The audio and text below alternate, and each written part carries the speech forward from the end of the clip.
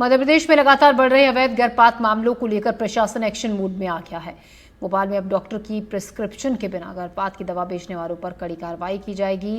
Bhopal CMHO के दफ्तर से मेडिकल स्टोर्स के लिए आदेश जारी हुआ है। इस आदेश के मुताबिक अब डॉक्टर के प्रिस्क्रिप्शन से ही मेडिकल स्टोर्स पर गर्भपात की दवा मिल पाएगी। अगर कोई बिना प्रिस्क्रिप्शन के दवा बेचता है तो उस मेडिकल स्टोर के खिलाफ सख्त कार्रवाई की जाएगी। प्रदेश में लगातार बढ़ रहे अवैध गर्भपात के मामलों को लेकर ये फैसला लिया गया है।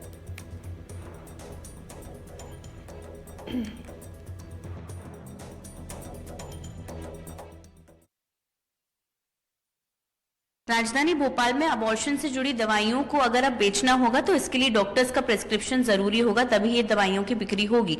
इसको लेकर सख्ती से पालन करवाने के निर्देश दिए गए हैं। डॉक्टर प्रभाकर तिवारी सीएमएचओ हमारे साथ मौजूद है, बातचीत करेंगे। सर, क्या कुछ निर्देश जारी किए गए हैं और किन बातों को ध्यान में रखते हुए सख्ती से पालन करवाएंगे? देखिए, जो भी शेड्यूल्ड एच ड्रग्स हैं उन सभी की बिक्री केवल डॉक्टर्स के प्रिस्क्रिप्शन के आधार पर ही होनी है और इसके अलावा इन सबकी खरीद बिक्री का रिकॉर्ड भी रखा जाना है। ये कोई नया निर्देश नहीं है, ये हमेशा से हमारा जो ड्रग एंड कॉस्मेटिक एक्ट है उसका पार्ट था। इसको रीइटरेट किया गया है क्योंकि कई बार हमने ये देखा है कि हमारे जो भोले भाले नागरिक हैं वो सीधे दुकान पर पहुंच जाते हैं और ऐसी दवाइयों की भी मांग करते हैं जो कायदे से केवल डॉक्टर के प्रिस्क्रिप्शन के आधार पर ही दी जानी चाहिए।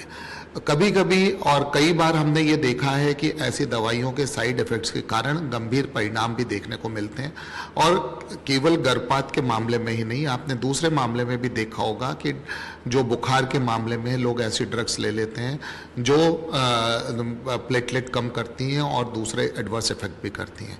इसी तरह से बिना डॉक्टरी सलाह के गर्भ समापन की औषधियाँ गोलियाँ जो भी हम लेते हैं उनको लेने से इनकम्प्लीट अबॉर्शन जैसे मामले सामने आते हैं जिनमें कई बार हमारी जो बहनें हैं उनकी जान पर तक बनाती है। तो हमने ये सभी औषधि विक्रेताओं को और साथ में अपने औषधि निरीक्षकों को भी निर्देश जारी किया है कि जितनी भी शेड्यूल्ड एच ड्रग्स हैं जिनमें गर्भ समापन के लिए काम आने वाली औषधियाँ शामिल हैं उनकी खरीद बिक्री के लिए ड्रग एंड कॉस्मेटिक एक्ट के प्रावधानों का सख्ती से पालन किया जाए और अगर पालन न किए जाने की जानकारी मिलती है तो जो भी विधि सम्मत कार्यवाही है वो उसके उल्लंघनकर्ता के ऊपर की जाएगी। सर, अब जो मेडिकल स्टोर्स वाले अगर वो दवाइयाँ बेचते हैं तो उसका रिकॉर्ड, ट्रैक रिकॉर्ड भी उसको रखना पड़ेगा और लगातार इसकी भी जांच होगी।